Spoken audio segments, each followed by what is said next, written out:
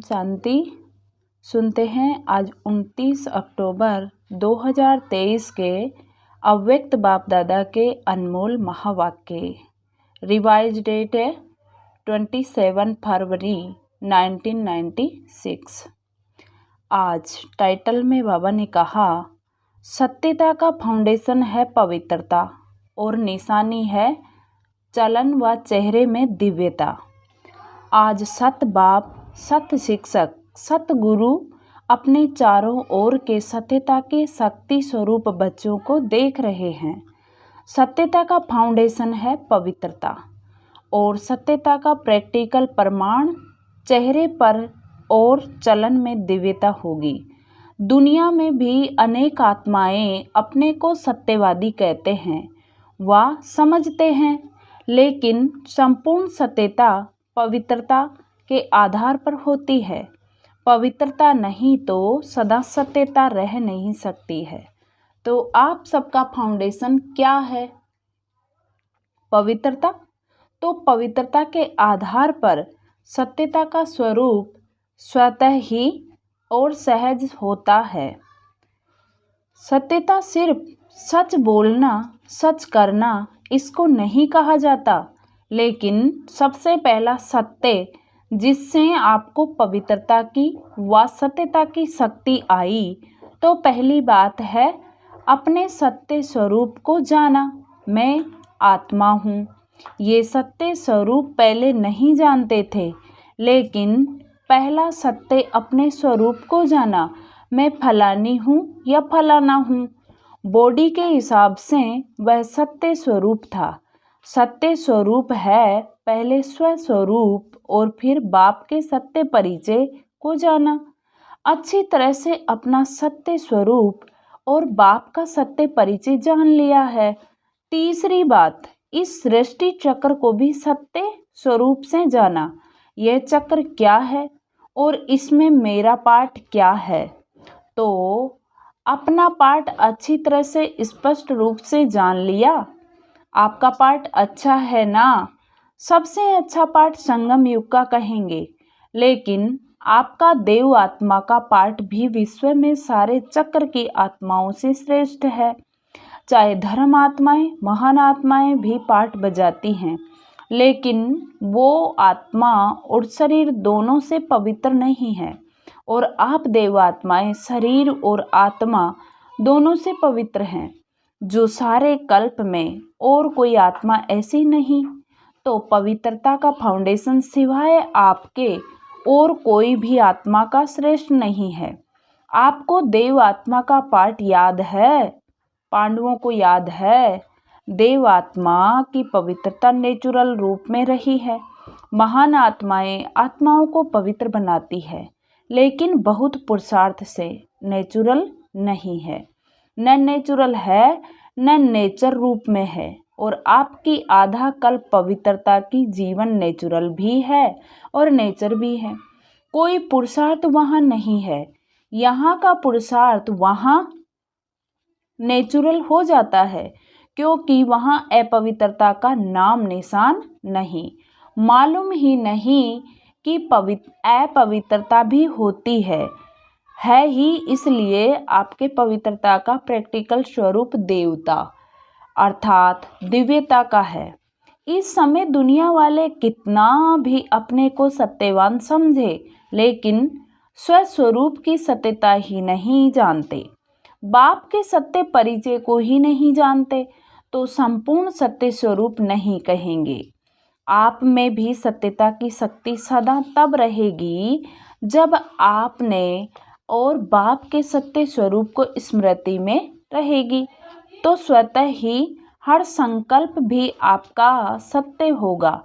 अभी कभी भूल भी जाते हो, बॉडी कॉन्शियस में आ जाते हो, तो संकल्प सदा सत्यता के शक्तिशाली हो, पवित्रता के शक्तिशाली हो।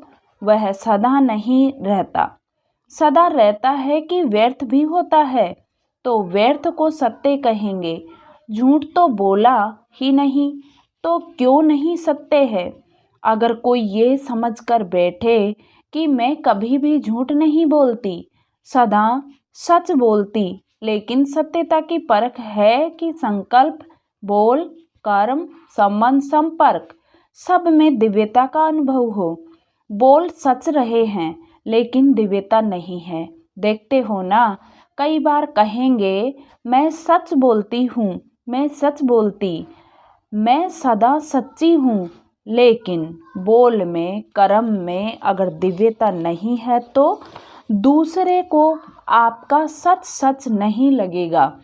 यही समझेंगे कि यह अपने को सिद्ध कर रही है, लेकिन समझ में नहीं आता कि यह सत्य है।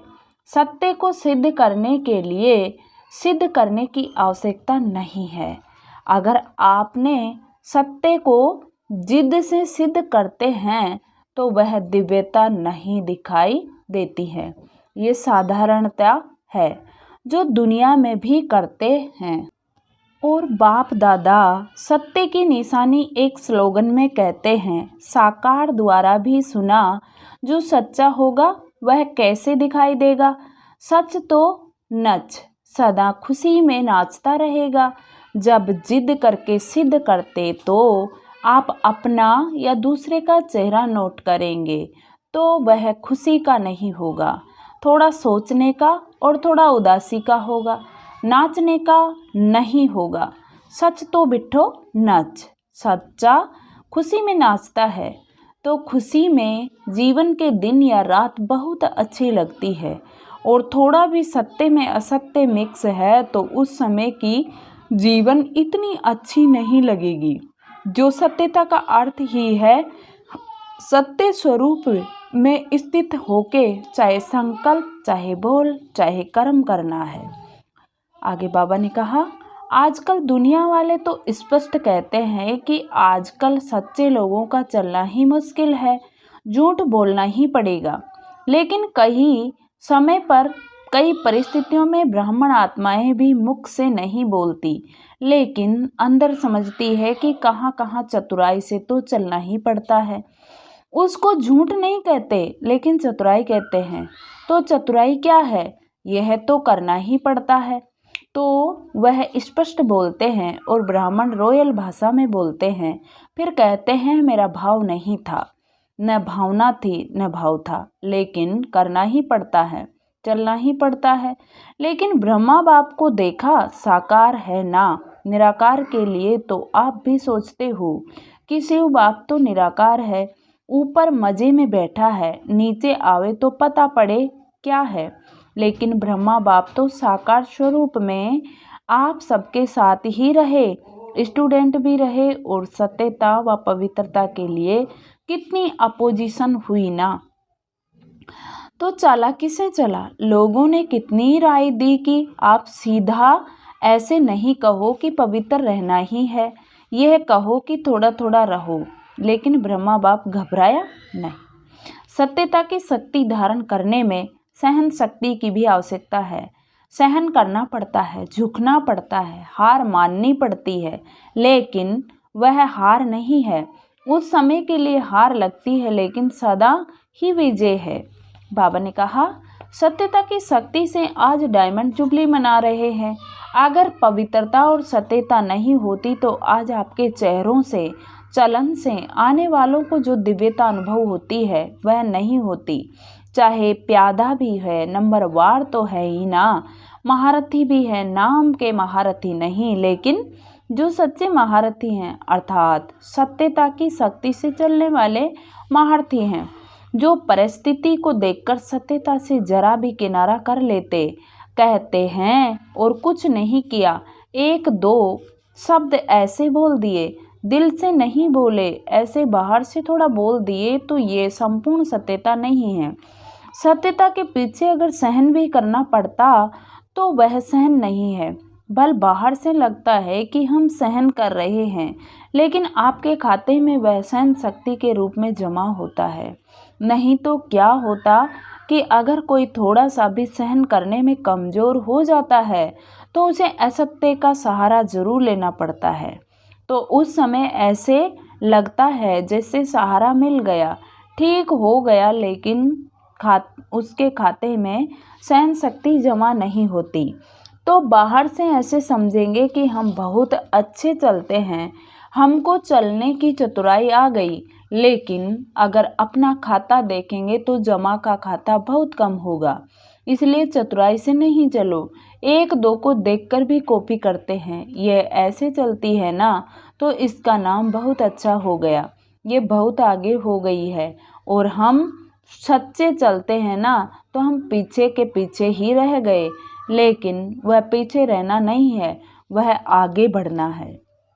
बाप के आगे आगे बढ़ते हो और दूसरों के आगे आगे चाहे पीछे दिखाई भी दे तो, लेकिन काम किसके हैं?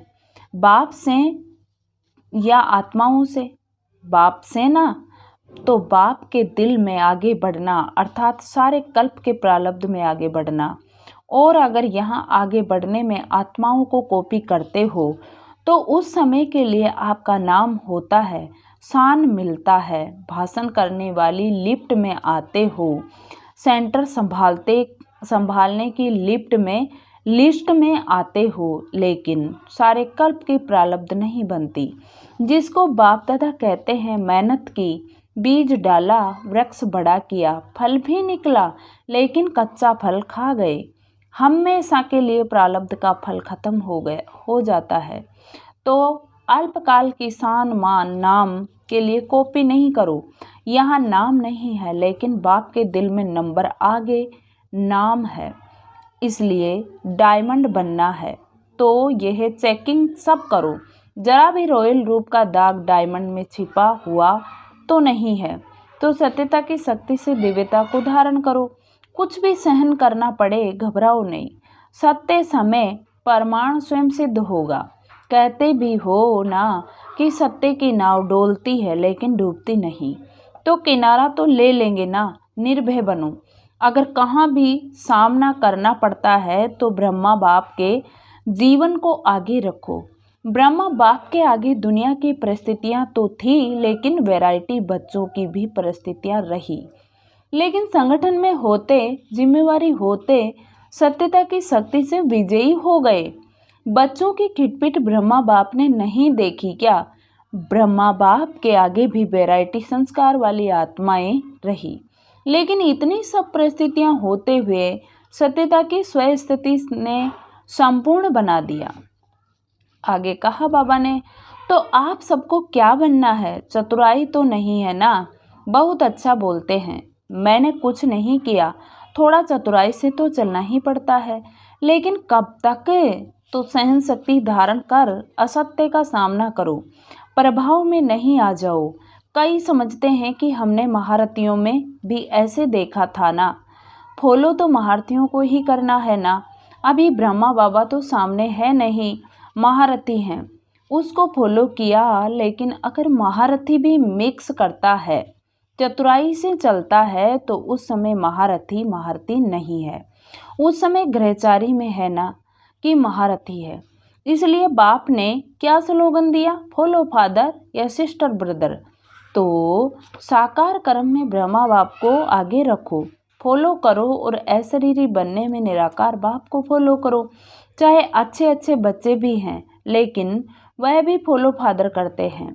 तो आपको क्या करना है? फॉलो फादर पक्का, या थोड़ा थोड़ा एडवांटेज मिलता है तो ले लो, भविष्य में देखा जाएगा।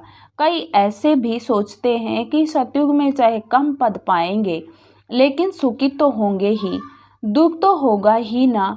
नहीं, सर्व प्राप्तियां तो होगी, चाहे प्रजा की भी प्रजा होगी तो भी यह प्राप्ति तो होगी नहीं। तो अभी तो मज़ा ले लें, पीछे देखा जाएगा। लेकिन यह अल्पकाल का मज़ा सजा के भागी बना देगा। तो वह मंजूर है? सजा खाएंगे थोड़ी, वह भी सजा, वह भी मज़ा ले लो। नहीं। तो आज तीनों बातें याद रखो, पवित्रता, सत्यता और दिव्यता। ऐसी साधारण बोल नहीं, साधारण संकल्प नहीं, साधारण कर्म नहीं, दिव्यता। दिव्यता का अर्थ ही है दिव्य गुण द्वारा कर्म करना, संकल्प करना, वही दिव्यता है। जैसे लोग पूछते हैं ना कि पाप कर्म क्या होता है, तो आप कहते हो कि कोई भी विकार के वश कर्म करना ये पाप है, ऐसे समझते हो ना। तो दिव्यता अर्थात दिव्य गुण के आधार पर मन, वचन और कर्म करना। तो सत्यता का महत्व जाना। ड्रिल 1 सेकंड में अपने को अशरीरी बना सकते हो। क्यों? संकल्प किया मैं अशरीरी आत्मा हूँ, तो कितना टाइम लगा? सेकंड लगा ना। तो सेकंड में अशरीरी, न्यारे और बाप के प्यारे। ये ड्रिल सारे दिन में बीच बीच में करते रहो। करने तो आती है ना। तो अभी सब 1 सेकंड में सब भूलकर एकदम अशरीरी बन जाओ। बाप दादा ने 5 मिनट ड्रिल कराई। अच्छा, चारों ओर के सर्व पवित्रता के फाउंडेशन को सदा मजबूत रखने वाले, सदा सत्यता की शक्ति से विश्व में भी सतयुग अर्थात सत्यता की शक्ति के वाइब्रेशन फैलाने वाले, सदा हर समय मन, वाणी, कर्म तीनों में दिव्यता धारण करने वाले, सदा फॉलो फादर करने के नेचुरल अभ्यास वाली आत्माओं को बाप दादा का याद, प्यार और नमस्ते। हम रूहानी बच्चों की रूहानी बाप दादा को नमस्ते नमस्ते। गुड मॉर्निंग बाबा, गुड मॉर्निंग। इस ड्रिल को दिन में जितनी बार ज़्यादा कर सको उतना करते रहना।